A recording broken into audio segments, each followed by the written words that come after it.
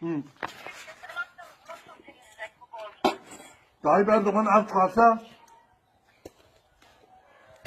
sile Beyefendi şu icradaki olan borcunuzda ne yapılabilir? Sizden başka birisi bir şey yapamaz ki. Tayyip Erdoğan belki şey yaptı Cumhurbaşkanı belki af çıkardı.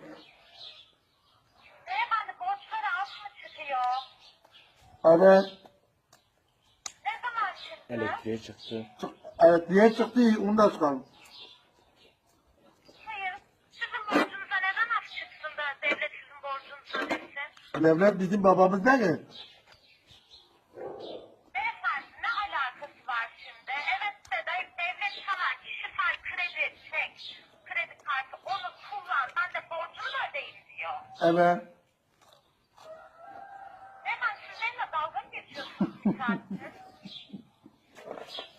Benimle dalga...